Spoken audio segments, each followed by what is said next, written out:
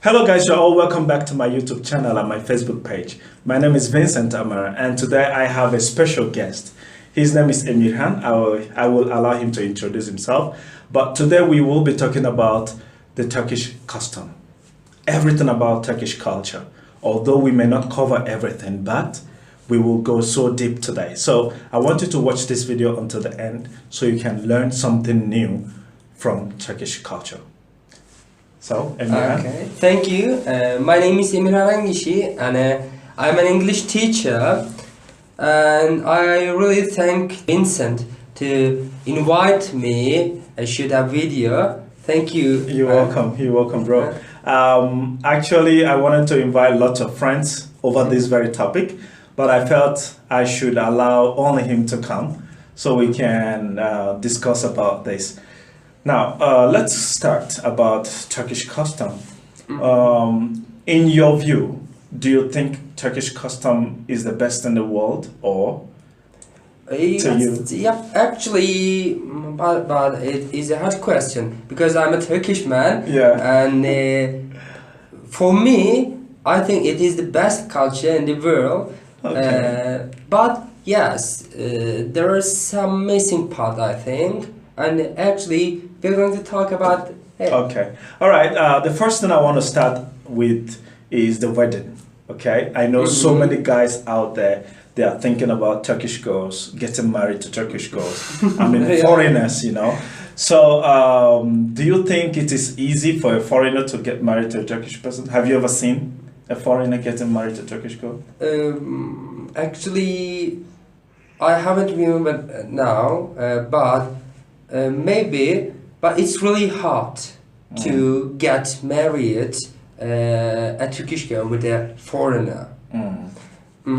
Because, and and the Turkish people pay too much attention to their customs and their traditions, and if the foreigners makes a mistake, it's going to be bad for the couple. I see. That's very correct. I have heard something like this before. Okay, let's now talk about something like the procedures, like the bride price, the things you are supposed to do. Do you have something like first official visit from the guy and one or two elderly people to the girl's home? And after that, they now follow other things. Do you do something like that? Yes, I do, because you have to go the first official meeting with your elders, relatives, okay? And it's really important because you are going to go to the bride's house and you are going to meet her family, and you are going to tell your purpose of visit, and it's really hard, I think. Maybe some guys may feel excited or agitated somehow, I don't know. But another thing I want to look at is that, are there things like bride price to be paid? No, yeah, in the past you had to, but now you don't have to pay bride price. I see. Actually, I would like to say something about the first official meeting. As a groom, you mustn't talk with the girl's father. Just the elder relatives talk, and just the elder relative decided what the bride and the grooms to do in the future, and you just sit like it and listen everything. Yes, you don't want to eye contact with your father-in-law actually, because it's actually I was shy at that moment.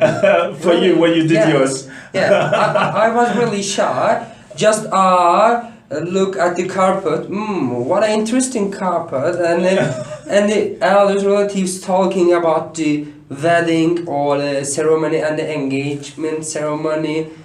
But sorry to cut you. Yeah. Why wouldn't you have an eye contact with your father-in-law? He's gonna be your father-in-law. But at the first time, you don't want to do that. You think that Is it like a it's not respect? good thing. Yeah, it's like a respect, I think. But you know that if you have eye contact with your father-in-law directly, it means that I don't scare of I am you. not scared of this I'm man. not scared, of course. And you just look the house or maybe Object and the everything. objects and think about something when it's finished and what they talk about and that's it. But to me, in my place, I think we have something similar like this.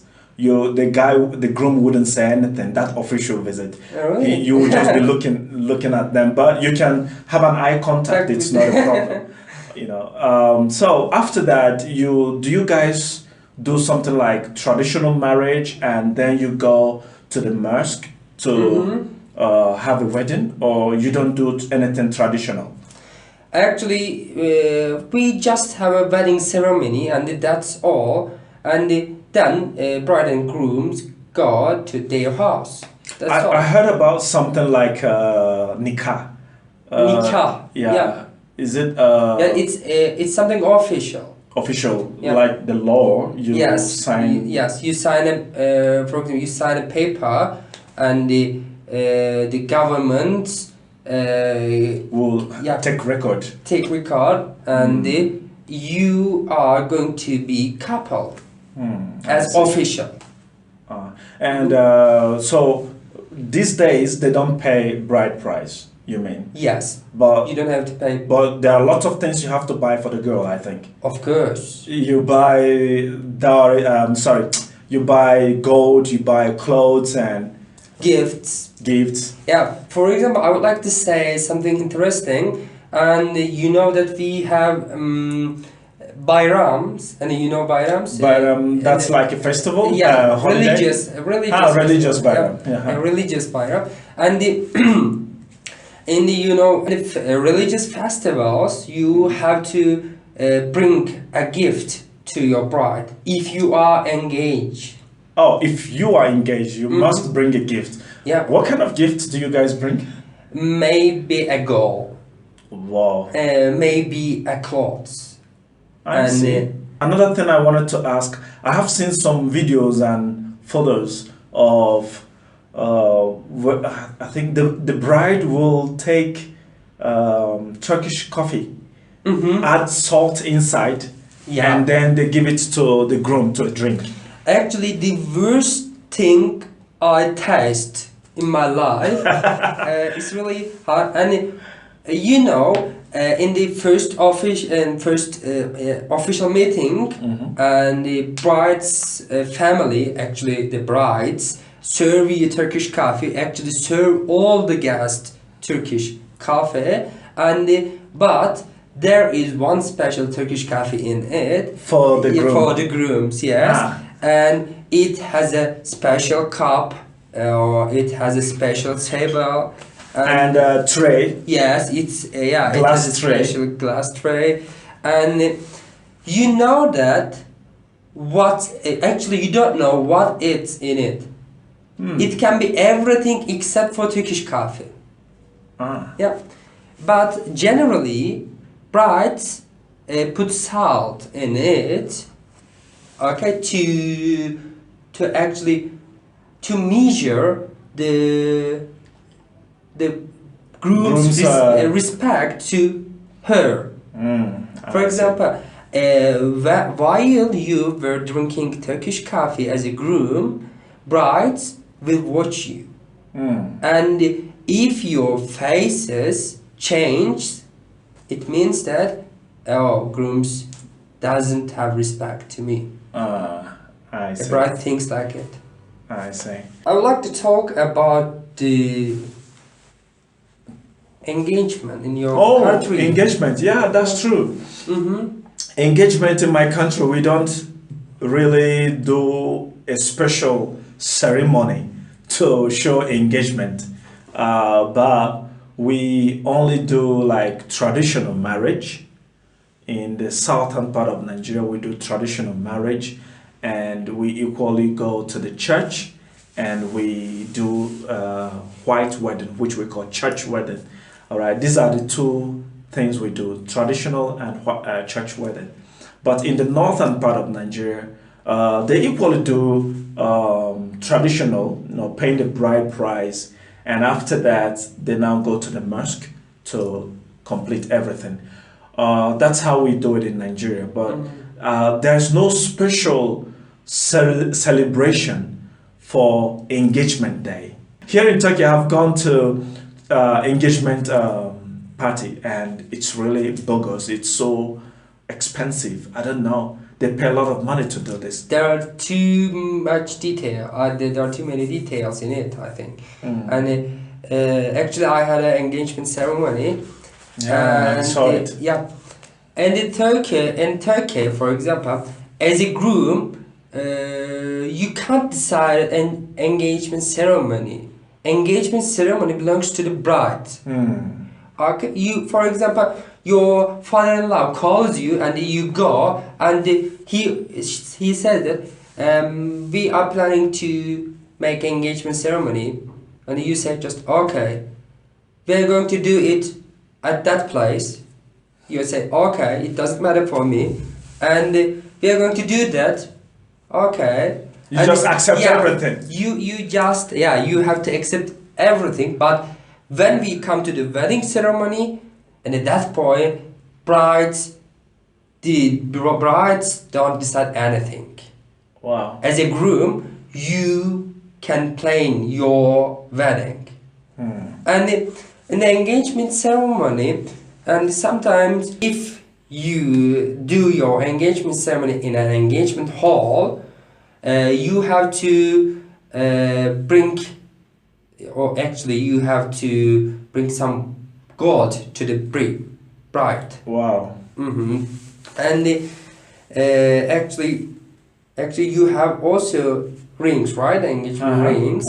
And when we come to the engagement rings, as a groom, you have to buy the bride's ring, and the bride's going to buy yours.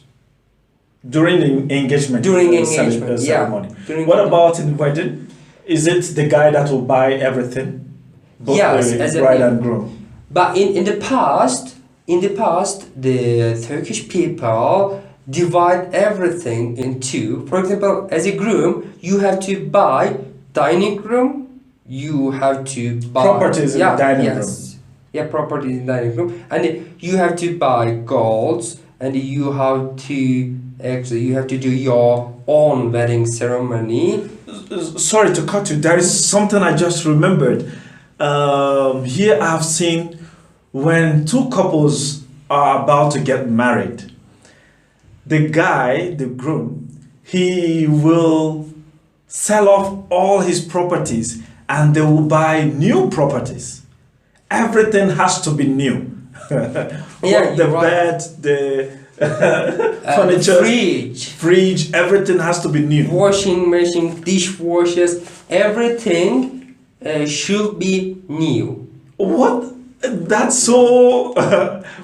In fact, the first time I heard it, I said, really? You have to buy everything new? Yeah. If you, for example, what if you bought refrigerator 2 months before you plan to get married to this lady? Will you sell that refrigerator and buy another new one? Actually, it depends on the bride. If the bride says it's okay for me, you don't have to. But no, I don't want it. I don't want a new one. You have to buy. You have to buy a new one. You have no choice. Okay. And in the past, actually, the families buy everything for the bride and the groom. But today, for example, groom work in a job and the bride also work in somewhere. And then they buy everything together. I see. Okay, now let's move from that to the next topic. The next thing I want us to talk about is things that are allowed and things that are not allowed in Turkish custom. For example, I've seen things like you can't come into your neighbor's home or visitor's, pardon, your host home with your shoes. In my country, you can come into anybody's home with your shoes on. But here, I noticed something different. Yeah, of course. Why something like this? Because the Turkish people thinks that the outside is dirty. Yeah. So And cleanliness. Yes, cleanliness. That's why. And actually, it means that you you must be barefoot on the ground or so. You have to give slippers to the guest. And for a guest enter the house, of course, they are going to put their shoes off, but the owner of the house, the host, will give a slipper to a guest. The guest. And what about other things that are not allowed? What are other customs like respect? When you go into the house and you see elderly people, do you bow down to greet them? I mean, lay on the floor, or do you shake them? Everybody. What do you do? Before the coronavirus, actually, you have to shake each hands. Okay. And there's this special kiss they give by the side. Special kiss. There, like that. Yeah. You can't use your lips while you kiss, are kissing, and direct. yes, you just have to use your cheeks, okay? And this is special actually greeting for Turkish people. Yes, you have to shake the hands, and if the person older than you, you have to kiss his or her hat. Kiss the hand like this? No, like. How do you do it? Yeah, actually, you kiss someone's all in one hands and like it, okay? It means that I respect you. You are older than me, and I respect you. So the person will give the hand like this, not like this. Yes. So the hand has to be like this. Elder people give a hand like this. Okay. And what if I don't want to do that? That means I don't have any respect for that elderly person. Actually, they don't say anything, but they don't like you. They wouldn't like. That's cool. Yeah, they wouldn't like you. Wow. Okay, that's nice. Moving to the next one. There is this special thing that I found out. Actually, I wanted to say something about this shaking of a thing. In the past, I've visited homes, and the elderly people in the house, they gave me a hand like this. I didn't know. And I shook their hand normal. Not until after almost a year or 2 years I got to know this culture, you know. So there is something else I wanted to give out there. In the past, I have had neighbors that brought food to me in my house, and I took the food, ate them, and returned the plates to them. And some of them I rejected, which later I noticed that it's not a good thing to reject food. So can you give some emphasis? Yeah, for example, if you are a single man, especially if you are a single man, and your neighbors want to take care of you, because they think that you are not good at cooking, or you are not good at cooking foods, and they think that you are always hungry. And that's why, when they cook food, they bring the food to you, and you have to accept it, even if you don't want to eat it. Wow! You have to accept it. You cannot reject. My fellow foreigners in Turkey, I hope you're hearing this. You have to accept every food they give to you. Yeah, if you want to live in Turkey and one neighbors come with a plate of food, you can't reject it. Yeah, you can't. I didn't know about this before. I learned so lately. Yeah. So you have to accept every food. And I would like to say one thing, and after you accept the food, you eat or not, it's depend on you, but you have to bring to your neighbors with his or her plate a food. Understand what I mean? Yeah, you have to return the plate with Yes. something inside. Yeah, something inside of It doesn't matter any kind of thing inside food. No, it doesn't matter. It can be chocolate. Oh, it can fruit. be fruit. Okay. It can be maybe the junks. Okay.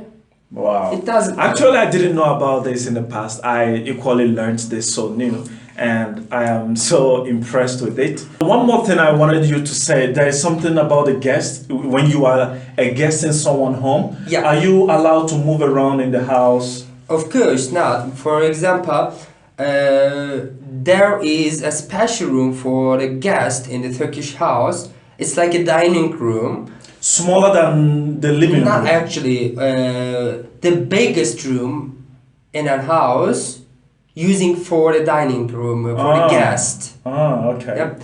And the when you enter a house as a guest, you, for example, host show you the way. This way, please, and you will go to the dining room and sit there. You are not allowed actually, except for permission. You are not allowed to leave the living room because that house is belongs to the host, and it's a special place. And for example, kitchen is a special place for the woman. I think the Turkish woman, and so nobody's allowed to go to the what's it called, kitchen. I mean, the guest is not allowed to go to the kitchen. Yeah, I see. Yeah, guests are not allowed to go to kitchen without permission. Okay, Yeah. that's cool. But I would like to say something. If it is the first time you go that house, you have to bring your gift with you. Oh, when you're visiting a Turkish home for the first time, you go with a gift. Yes. What kind of gift would you go with? Food, object? No, actually, it should be an object. For example, maybe owner of the house will use it for decoration, or for maybe a cup of, for example, a mug. A mug, yeah. You can bring a mug with you. Maybe a plate. To serve plate. Flowers, yes. It may be the flowers. Yeah. That's cool. And what about during there is what you guys call it Bayram festivals. You go to visit your neighbor's home. Do you bring something with you visiting your neighbors? No, and the festivals you don't have to bring something with you. And but you call, for example, you call your friends and you want to go to his or her house, and you have to bring some food with you. But sorry to cut you. There was a time one of my friends told me that I don't need to call to tell them that I'm coming during the Bayram. I can just come into their house anytime. Of course, but I'm talking about for example, I'm talking about the normal time, not in Bayram. Oh, okay. Bayram, yeah. Yes, Bayram. In the Bayram, you don't have to call the owner of the house. You just visit. Yeah, just go and visit. That's all. And but you don't have to bring something in the Bayrams. But in a normal time, think about it. You are lying at your house and think of your friends. Oh, let's go, and call him or her. I want to come to your house. He of course say yes. You can come. Yes, you can come. But in that point, if you are hungry, or if you want to do something with him, you have to bring your food with you. Or for not actually bring your food. Maybe drinks. Maybe desserts. Desserts. Yeah. I see. Now let's talk about the last part that I don't really like to talk about. It's the funeral. Okay. Funeral. How is it being done in your place? I think all the Muslim countries, they are almost the same thing. They bury the corpse within 1 or 2 days, or maximum 3 days. Is it the same? Yeah, it's the same.